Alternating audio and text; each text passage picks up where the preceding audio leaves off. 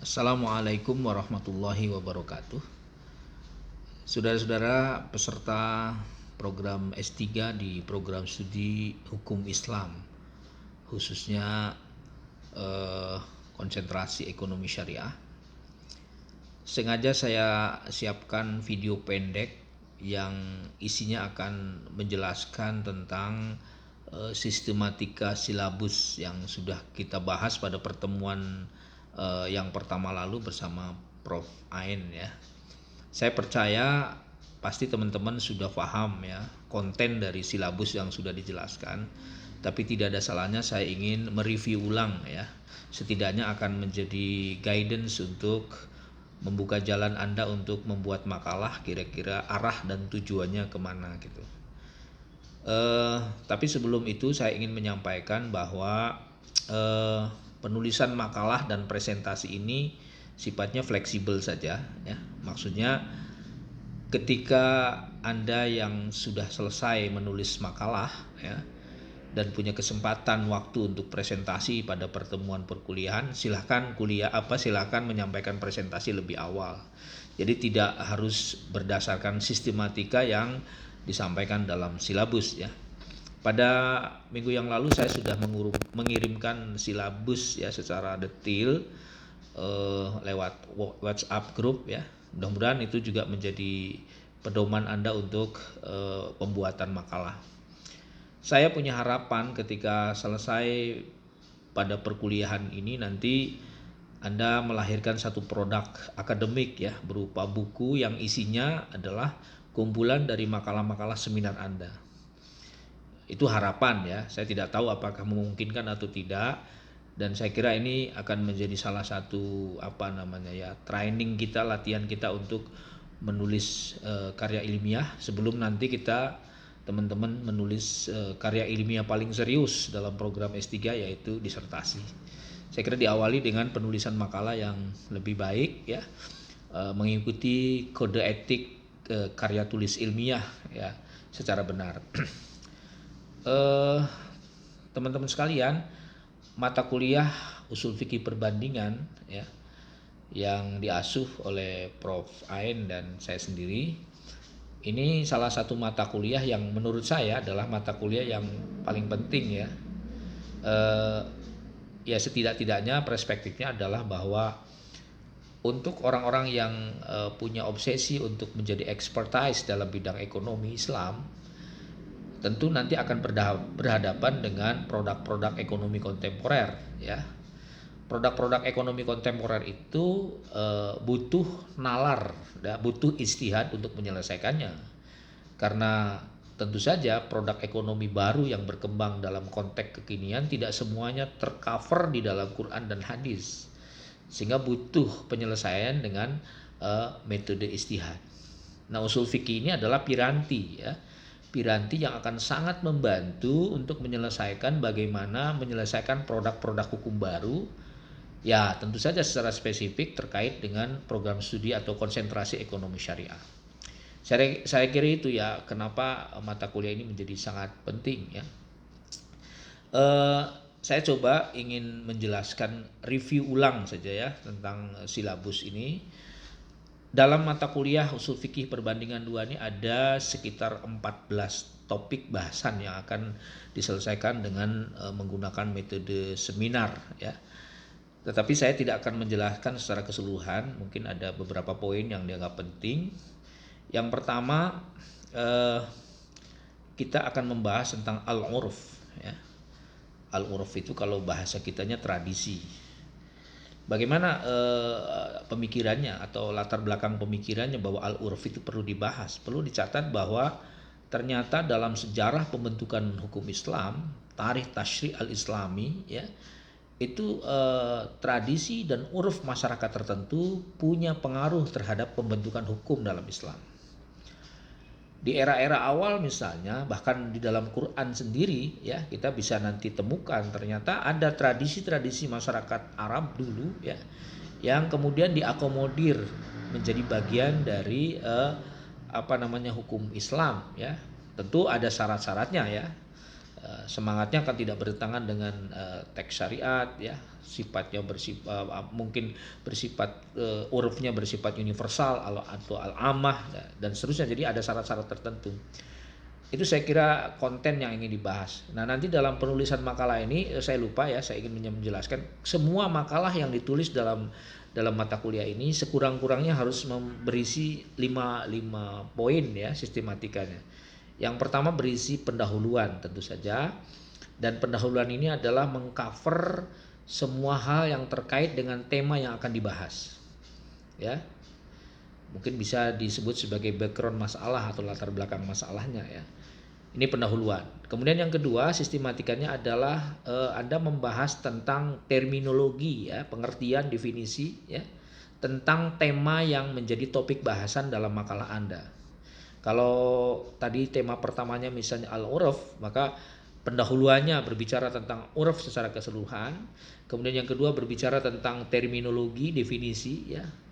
Syukur-syukur Anda bisa mengungkapkan tentang misalnya epistemologi dari masalah yang dibahas, kemudian ontologinya, aksiologinya kalau perlu ya dalam konteks filsafat ilmu.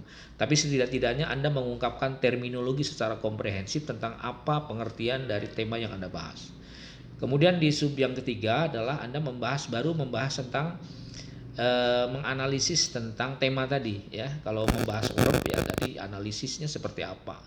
Bagaimana kehujahan apa itu al-uruf misalnya. Bagaimana keberlakuan al-urf dalam sumber hukum Islam, itu yang ketiga. Dan yang keempat, yang saya kira yang paling penting kaitannya dengan usul fikih perbandingan adalah Anda membahas tentang polemik para ulama, ya, ikhtilaf para ulama tentang al-urf misalnya, ya, bagaimana pandangan ulama tentang urf itu. Dan yang terakhir tentu kesimpulan. Sekurang-kurangnya 5 lah, kalau mau ditambah silakan. Jadi nanti dalam makalah itu saya berharap ada 5 poin yang masuk di dalamnya, dan ini mudah-mudahan menjadi tahap awal proses pembelajaran kita dalam penulisan karya ilmiah yang lebih bernuansa akademiknya cukup kuat ya. Sekurang-kurangnya belajar di situ. Itu topik yang pertama. Topik yang kedua yang nanti dibahas oleh Anda adalah tentang al-istishab ya. Al-istishab ini juga bagian dari, kalau dalam nomenklatur usul fikih itu ada namanya al-adillah asy-syar'iyyah, dalil-dalil syara'. Dalil syara' itu ada yang ittifaq yang sudah disepakati, ada yang ikhtilaf ya, yang tidak disepakati, tapi ada sebagian ulama yang berpendapat. Salah satunya adalah al-istishab ya. Al-istishab ini kalau kita sederhana, kalau kita bahasakan dalam konteks yang sangat simpel, memberlakukan hukum yang sudah ada sampai ada ketentuan hukum baru yang merubah atau menggantinya. Itu namanya istishab. Ini juga relevan dengan salah satu, cukup banyak ya yang terkait dengan al-istishab. Salah satunya terkait dengan kaidah ekonomi, kaidah fikih ekonomi. Anda mungkin pernah dengar ya, al-aslu fil muamalah al-ibahah hatta yadulla dalil ala tahrimnya. Jadi asal dari hukum jual beli atau muamalah itu adalah boleh kecuali ada dalil yang membolehkannya. Nah, kembali kepada dalil awal sebelum ada dalil-dalil yang mengharamkan dan menghalalkannya, itu namanya istishab ya. Ada lagi kaidah lain, al aslu baqa'u makana ala makana, itu juga terkait dengan istishab ya. Itu yang kedua. Dan jangan lupa nanti juga dibahas, karena istishab ini ikhtilaf, perbedaan para ulama, juga dijelaskan tentang bagaimana pandangan ulama tentang kedudukan istishab sebagai sumber hukum. Kemudian yang ketiga yang juga akan dibahas dalam makalah Anda ini adalah terkait dengan syar'u mangqoblana ya. Kalau secara terminologi syar'u mangqoblana kan atau etimologis kan artinya syariat sebelum kami. Maksudnya adalah syariat-syariat yang diturunkan oleh Allah atau syariat-syariat yang berlaku pada masa sebelum Nabi Muhammad SAW.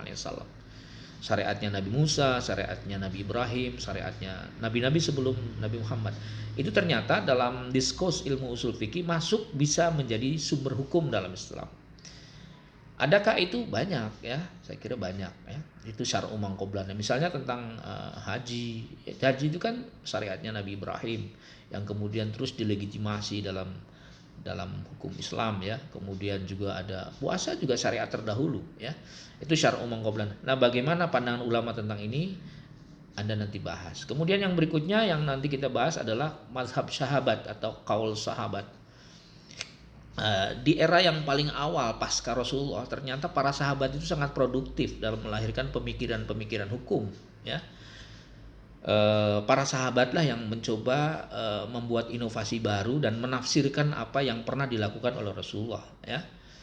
Ketika para sahabat yang kapasitasnya dan banyak sebagai prajurit perang, para pejabat, hakim dan seterusnya, khalifah melakukan ekspedisi militer dan ekspansi wilayah ke beberapa daerah sekitar, itu kan terjadi akulturasi budaya. Muncul persoalan baru, ya, yang tidak ada Quran dan hadisnya tapi perlu diselesaikan oleh para sahabat. Maka muncullah fatwa-fatwa sahabat atau mazhab sahabat atau kaul sahabat. Saya kira sama lah ya substansinya walaupun mungkin redaksinya agak berbeda. Jadi ternyata para sahabat itu sudah melahirkan fikih. Ya, Umar itu sangat produktif. Ya, nanti kita bahas secara detail dalam makalah kita. Nah, persoalannya adalah apa sih mazhab sahabat itu? Kemudian dalam makalah Anda bagaimana pandangan ulama tentang mazhab sahabat itu? Karena ulama juga berbeda pendapat bahwa mazhab sahabat tidak layak jadi hujah. Ya, sebagian lagi mengatakan wajib jadi hujah setelah Quran dan Sunnah dan seterusnya.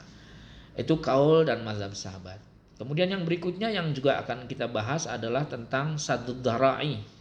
Ya, sadud dhara'i itu artinya sebuah metode hukum Islam, ya, yang kalau kita bahasakan sederhananya menutup jalan untuk terjadinya sesuatu yang baru.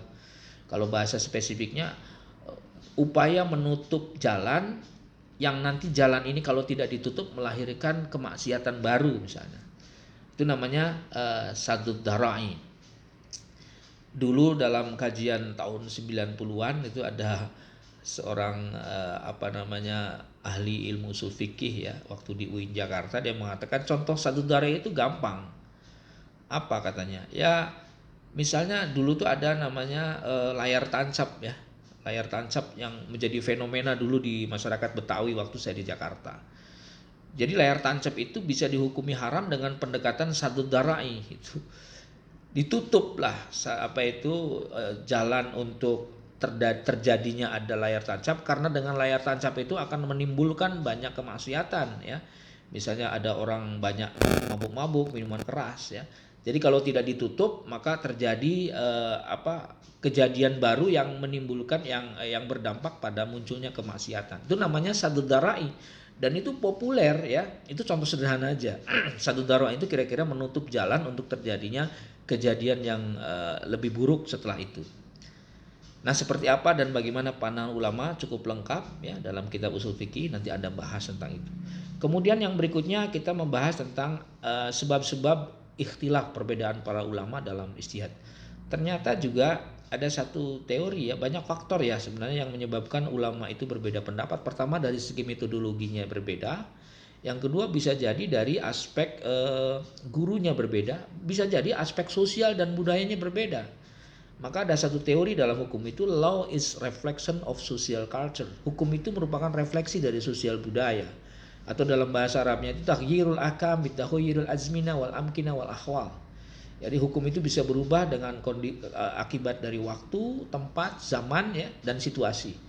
Nah, nanti akan dibahas kenapa ulama berbeda pendapat, kenapa Hanafi berbeda dengan Maliki, kenapa Maliki berbeda dengan Asy-Syafi'i. Itu banyak faktor. Salah satunya misalnya faktor gurunya, faktor sosial budayanya, dan faktor metodologinya. Nah, itu tema berikutnya, dan selanjutnya juga kita akan nanti bahas tentang hukum taklif dan hukum wad'i.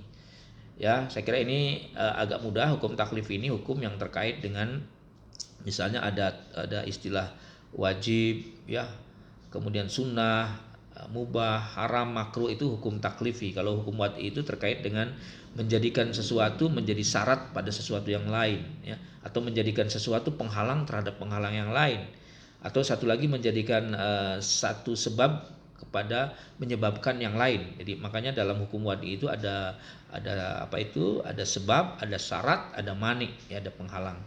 Kalau dalam hukum taklifi itu nanti ada wajib, ada haram, ada sunnah, ada makruh, ada apalagi itu mubah, ya, ada 5. Itu kajian tentang taklif dan wad'i. Saya kira Anda bahas juga itu dalam makalah kita. Kemudian yang berikutnya ada dalalah am dan dalalah khas. Ini pendekatan linguistik dalam ilmu usul fikih. Nah, ternyata teks-teks dalalah yang bersifat lafadz-lafadz am dan lafadz-lafadz khas itu punya dampak terhadap istinbatul ahkam, ya. Dan ulama juga berbeda pendapat tentang kehujahan atau tentang aplikasi pemakaian dalalah am dan khas dalam ilmu ushul fikih. Itu kajian tentang dalalah. Kemudian berikutnya juga kita akan membahas tentang mafhum mukhalafah, ya. Ini saya kira sangat populer dalam ilmu ushul fikih. Anda bahas bagaimana pandangan ulama tentang mafhum mukhalafah, seperti apa cara berpikirnya.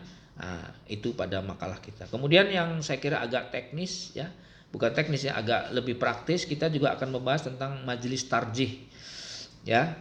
Majelis tarjih itu salah satu model istihad yang dilakukan oleh organisasi Muhammadiyah dalam melahirkan produk-produk hukum. Nah, ini tentu akan berbeda juga dengan misalnya bahsul masail sebagai metode istihad yang dipakai oleh Nahdlatul Ulama, ya. Dan juga nanti akan berbeda dengan misalnya Dewan Hisbah yang dipakai oleh Persis. Dan yang terakhir nanti kita bahas juga tentang bagaimana metode ijtihad yang dilakukan oleh Majelis Ulama Indonesia, MUI, ya. Itulah beberapa poin makalah kita pada kuliah usul fikih perbandingan. Mudah-mudahan Anda bisa sedikit atau penjelasan ini bisa sedikit membantu tentang bagaimana cara memetakan dan menyusun makalah dalam presentasi kita di kelas nanti. Terima kasih, itu saja yang bisa saya sampaikan. Mudah-mudahan ada manfaatnya. Assalamualaikum warahmatullahi wabarakatuh.